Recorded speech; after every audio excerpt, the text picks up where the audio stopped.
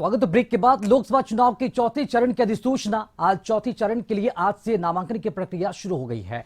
25 अप्रैल तक चौथे चरण के लिए जो पर्चे हैं भरे जाएंगे। 26 अप्रैल को नामांकन पत्रों की जांच होगी। चौथे चरण में 10 राज्यों की 96 सीटों पर चुनाव होंगे। बिहार की 5 और झारखंड की 4 सीटों पर चुनाव होंगे। बिहार की उजियारपुर, समस्तीपुर, मुंगेर, दरभंगा, बेगूसराय में चुनाव होगा। झारखंड के खूंटी, लोहरदगा, पलामू और सिंहभूम में चुनाव होंगे।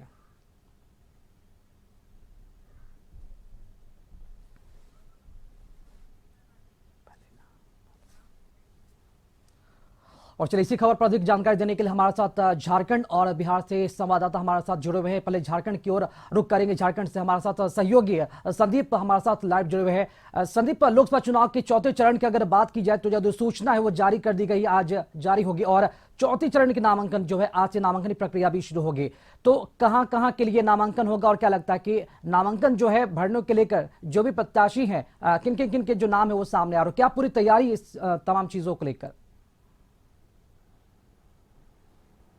यदि झारखंड में लोकसभा चुनाव की बात करें तो 4 चरणों में झारखंड के 14 लोकसभा सीटों के लिए मतदान होंगे और चौथा, पांचवा, छठा, सातवां जो चरण है इसमें झारखंड के 14 लोकसभा चुनाव के लिए वोटिंग होंगी। हालांकि यदि चौथे चरण की बात करें तो आज से अधिसूचना जारी हो गई है, यानी जो नामांकन की प्रक्रिया है आज से शुरू हो जाएगी। और यदि चौथे चरण की बात करें तो झारखंड के 4 लोकसभा सीट में मतदान होने हैं और इसको लेके आज से नामांकन की भी प्रक्रिया चालू होगी, जिसमें खूंटी, लोहरदगा, सिंहभूम और पलामू जो लोकसभा है वहां पे नामांकन की प्रक्रिया शुरू होगी। हालांकि यदि खूंटी की बात करें तो खूंटी में जो बीजेपी के प्रत्याशी हैं, केंद्रीय जो मंत्री हैं अर्जुन मुंडा, उनको बीजेपी ने इस बार फिर से प्रत्याशी बनाया है। वहीं दूसरी तरफ कांग्रेस की बात करें तो कालीचरण मुंडा को खूंटी से प्रत्याशी के रूप में उतारा गया है। दोनों ही प्रत्याशियों की बात करें तो 23 अप्रैल को दोनों ही प्रत्याशी अपना नामांकन पर्चा भरेंगे,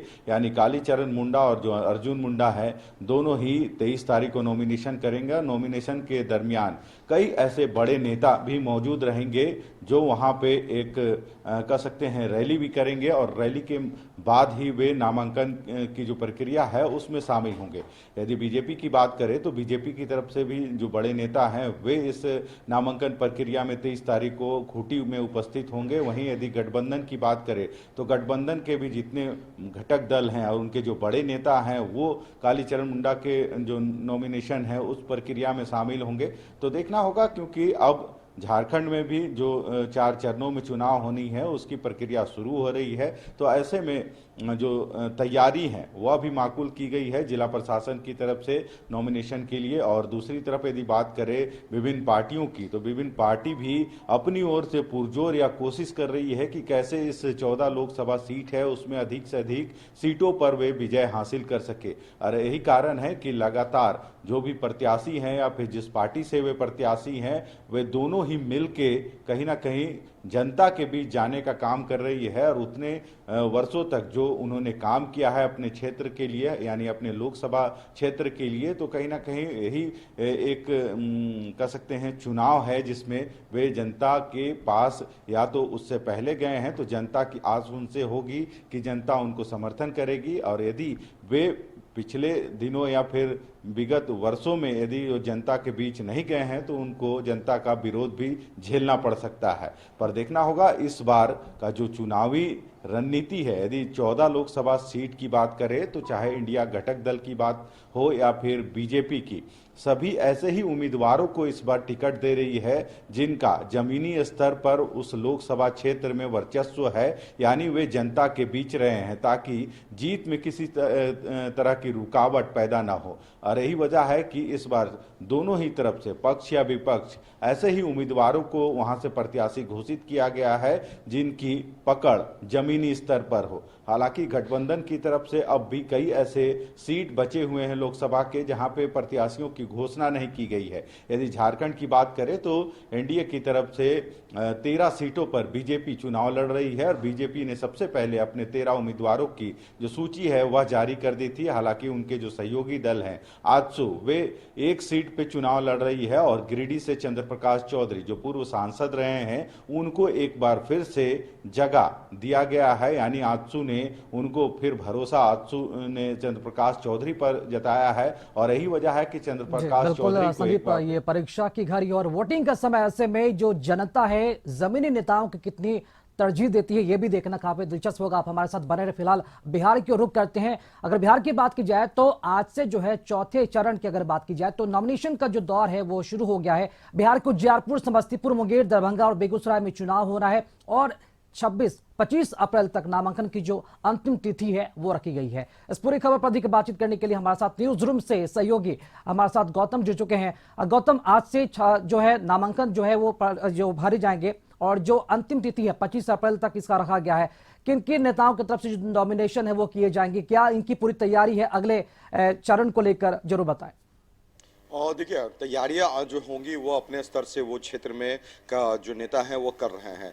5 जो कहा जा सकता है कि जो सीटों पर जो लोग इस बार जो चुनाव होने जा रहा है चौथे चरण में, उसके लिए नामांकन की जो है आज से तिथि शुरू हो चुकी है और नामांकन करने के लिए जो प्रत्याशी हैं वो तय भी हो चुके हैं। बस एक सीट जो कहा जाता है कि समस्तीपुर जो है वहाँ से जो है प्रत्याशी जो है अभी नहीं घोषित हो पाया है महागठबंधन की तरफ से, मगर जो संभावनाएं जो बताई जा रही, जो राजनीतिक गलियारों में चर्चाओं का विषय है, वो बिहार सरकार के मंत्री, सूचना जनसंपर्क विभाग के मंत्री सन्नी हजारी, उनके जो पुत्र हैं महेश्वर हजारी के, वो वहां से प्रत्याशी हो सकते हैं। ये बातें इसलिए संभव हो सकती है क्योंकि उन्होंने अंतिम समय में जो है घोषणा के बाद जो है उन्होंने अपने बेटे को कांग्रेस की जो है सदस्यता दिलाई है।